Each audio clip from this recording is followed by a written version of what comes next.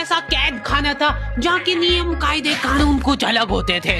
इस जेल के कैदी डेली अपने घर से बस्ता टांग के यहाँ पे आते हैं दिहाड़ी करने। कई माँ बाप उनके बच्चों को खुद इस जेल में फेंक के जाते हैं ताकि उनका बच्चा जिंदगी में एक सक्सेसफुल दिहाड़ बन सके। दरिंदे रोक दे बच्चा। मैं अपनी दिहाड़ी करने वैन से जाता था। हमारी वैन वाले ड्राइवर का नाम था भैया जी और उसकी वैन का नाम था मैजिक, जिसका हर दूसरे दिन टायर पंचर हो जाता था। बच्चे लोग स्कूल जाके पढ़ना सीखे ना सीखे टायर पंचर बनाना जरूर सीख जाते थे, लेकिन भैया जी से मेरा अलग अटैचमेंट था। आदमी सुबह 5 बजे आके मेरे घर के सामने हॉर्न बजाता था। अरे भैयू, ओए भैयू, जल्दी से तैयार हो जा बेटा, 5 मिनट में निकलना है फटाफट। 9 बजे का स्कूल है यार हमारा। लेकिन ये आदमी सुबह सबसे पहले आके मेरे को लेता था। उसके बाद हम 3-4 घंटे पूरे शहर भ्रमण पे निकलते थे। शहर के पूरे आखिरी कोने से बच्चे ले लेके आता था ये आदमी। जहाँ पे वैन जा भी नहीं सकती उधर कूदा कूदा के ले जाता था ये, और फिर टायर पंचर हो जाते थे। शाम पड़े वापस से हमको घर घर छोड़ के आता था ये। जिंदगी बर्बाद कर दी थी भैया जी ने मेरी।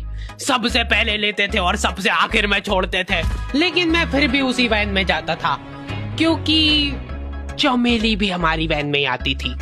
और बात यह है कि वो मेरे पास ही बैठती थी, मतलब मजबूरन। उसके पास और कोई ऑप्शन ही नहीं बचता था और मैं बचाता भी नहीं था। मैं घर पे जाते थे, जो 2-3 घंटे मेरे को सोने के लिए मिलते थे उसमें सोता नहीं था और मैं प्लानिंग करता था कि कैसे चमेली सिर्फ मेरे पास बैठे। चमेली सबसे आखिर में आती थी और मैं सबसे पहले सुनसान वैन में चढ़ के बस्ता अपने पास में रख के और फसर के सो। लेकिन मैं सोता नहीं था, मैं आंख बंद करके चमेली के घर का इंतजार करता था।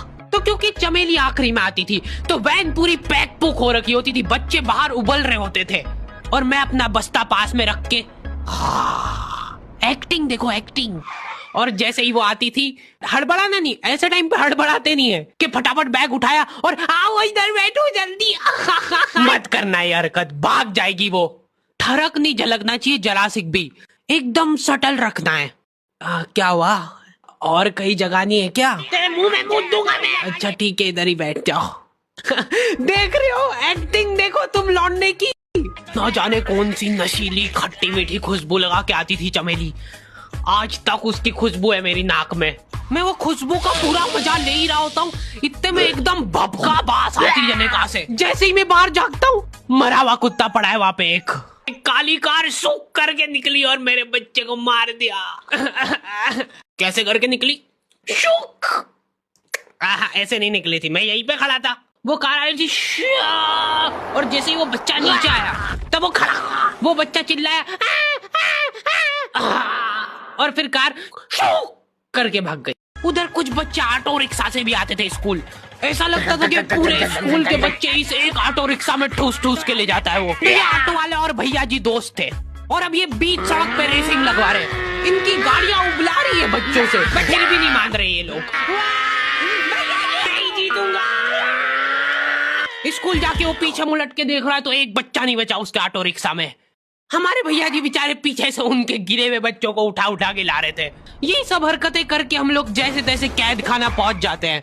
सुबह 5 बजे से निकलने के बावजूद हम लोग लेट पहुंच रहे हैं वहाँ पे पहुंच के हमने देखा कि 4 लौंडे मरे हुए पड़े हैं जिनको डॉन ने मारा है। डॉन हमारे स्कूल की इंचार्ज थी। डॉन का कद छोटा था और पेट मोटा था और आश्चर्य की बात यह है कि समय के साथ उसकी हाइट कम हो रही थी। मतलब बड़े नहीं बड़े वो चलता है एक बार को, पर इसकी कम हो रही थी।